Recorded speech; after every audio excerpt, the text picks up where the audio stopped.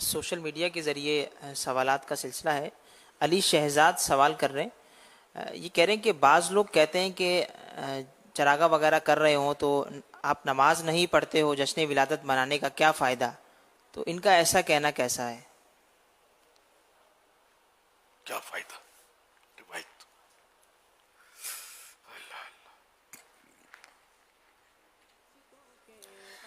یہ واقعی نماز تو فرض ہے، اس میں کوئی شک نہیں، نماز پڑھنی ہی چاہیے، نماز معاف نہیں ہے، اور سب سے پہلے قیامت کے دن نماز پوچھی جائے گی، یہ درست نہ ہوئی تو باقی اعمال بھی بدرجہ اولا نہ درست ہوں گے۔ تاکید تو بہت ہے نماز کی، اور فرض بھی ہے، پڑھنی چاہیے۔ اس کا مطلب یہ نہیں ہے کہ اب جو نماز نہیں پڑھتا یا فرائض ادا نہیں کرتا اب وہ کسی صورت میں اور نیکیاں نہ کرے۔ السلام علیکم کہنا یہ نیکی ہے، ٹھیک ہے نا۔ اب جو بے نمازی ہے کیا اس پر پابندی لگائیں گے کہ وہ السلام علیکم بھی نہ کہا کرے؟ کہ یہ نیکی ہے، نماز نہیں پڑھتا، سلام سے کیا فائدہ؟ اچھا آپ نے ابھی کہا اللہ، نماز نہیں پڑھتے اور کہا اللہ، اللہ تو نیکی ہے اللہ کہنا، تو کیا فائدہ آپ کو اللہ کا نام لینے سے؟ اچھا جو نماز نہیں پڑھتا اس نے کسی غریب کی مدد کر دی ہے نا، غریب کا دل خوش کر دیا، اس کو کچھ رقم پیش کر دی، بیچارہ دکھی تھا، ارے نماز نہیں پڑھتے اور تم نے غریب کی مدد کر دی، کیا فائدہ؟ یہ پھر غریب اور یہ امیر دونوں مل کے ڈھیبیں گے، آپ کو بتائیں گے کہ کیا فائدہ۔ تو اس لیے مطلب عقل اور ہوش کے ناخن دے، کوئی نیک کام کرتا ہے تو اس کو کائے کو روکتے ہیں یار، بلکہ یہی نیکی ہو سکتا ہے اس کو نمازوں کی طرف بھی لے آئے۔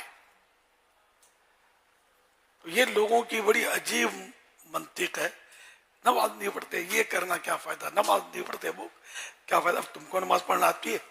اچھا آتی ہے، قبول ہو گئی، اس کی کوئی گارنٹی ہے اللہ کی بارگاہ میں؟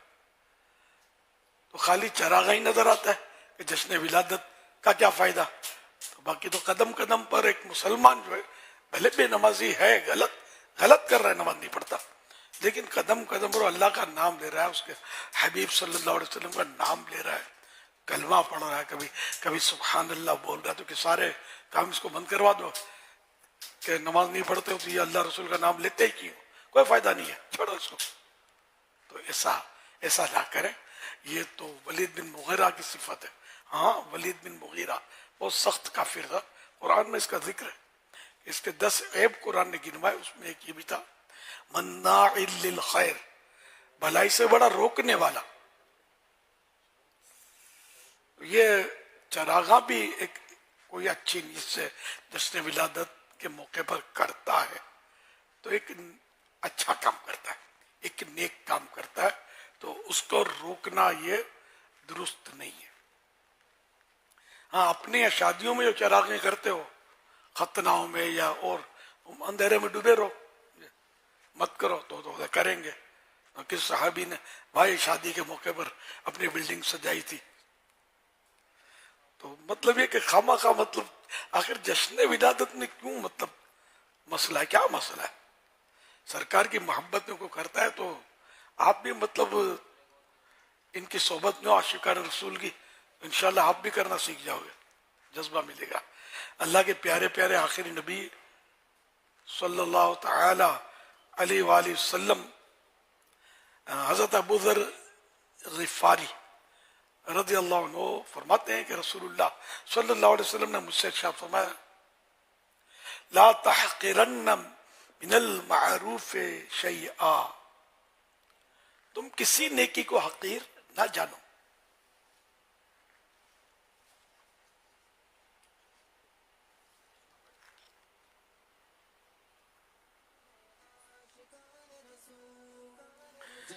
وَلَوْ أَن تَلْقَى أَخَاكَ بِوَجْهِ طَلِيقٍ، اگرچہ وہ تمہارا اپنا بھائی سے خندہ پیشانی کے ساتھ ملاقات کرنا ہی ہو۔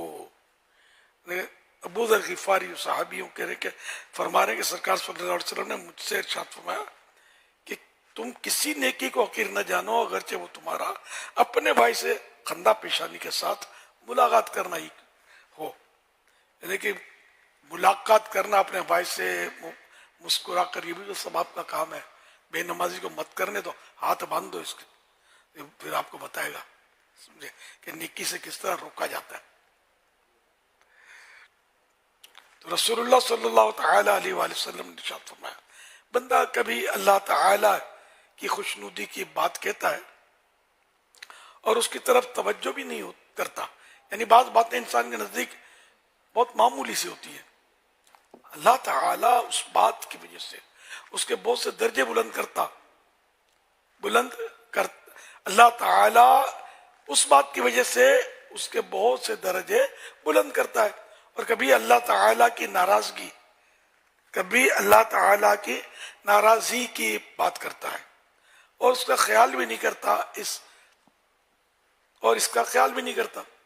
اس بات کی وجہ سے جہنم میں گرتا ہے. بخاری کتاب الرقاق باب حفظ اللسان حدیث نمبر 6478 باب حفظ اللسان.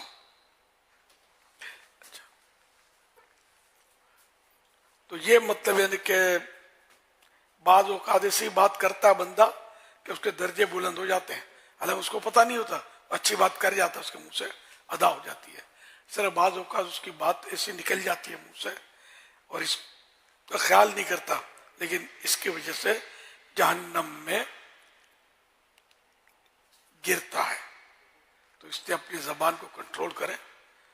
سمجھے؟ آپ چراغاں نہ کریں تو گناہگار نہیں ہے، چراغاں کو برا سمجھیں گے تو یہ برا ہے.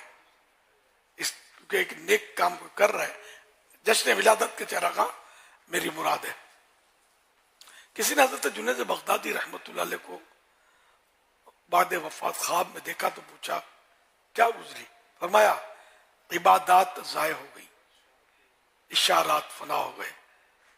ہاں اگر کام آئی تو وہ تہجد کی چند رکعتیں جنہیں رات کو ادا کیا کرتا تھا. حوالہ لمعات التنقیح جلد 3 صفحہ نمبر 344. تو اللہ پاک کو کون سی نیکی پسند آ جائے اس کا کسی کو بھی نہیں پتا. اللہ پاک کی خفیہ تدبیر، چھپا فیصلہ کس کے بارے میں کیا ہے وہ کوئی نہیں جانتا. تو اس لیے کوئی سی بھی نیکی ہو کسی کو کبھی بھی نہیں کہنا چاہیے کہ اس سے کیا فائدہ. لیکن یہ بعض اوقات اسی میں کہا جاتا ہے 11ویں شریف کرتا ہے نماز نہیں پڑھتا، کیا فائدہ؟ آپ کی دعوت کرتا ہے، بریانی کھلاتا ہے، نیکی کا کام ہے، تبھی یاد آتا ہے کہ نماز تو پڑھتا نہیں ہو، لے میرے کو دعوت دینے آ گیا، حاضر ابھی آیا. دیر پہلے سے جا کے بیٹھ جاؤ گے بریانی کھانے کے لیے، تب بالکل یاد نہیں آتا یہ تو بے نمازی ہے. اس کی بریانی کی نیکی کیا فائدہ؟ نہیں، کبھی بھی آپ کے ذہن میں نہیں آئے گا. اگر جشن ولادت کے بارے میں کیوں ہوتا ہے کیا فائدہ؟ 11ویں شریف کے بارے میں کیوں آتا ہے کیا فائدہ؟ اس لیے اپنی سوچ کا علاج کیجئے. سوچ کا علاج کرنے کی ہاسپٹل جو ہے نا یہ فیضان مدینہ ہے. آ جاؤ فیضان مدینہ آ جاؤ، انشاءاللہ علاج ہو جائے گا، سب سمجھ میں آ جائے گا اللہ نے چاہا تو. صلو علی الحبیب صلی اللہ علیہ علی محمد.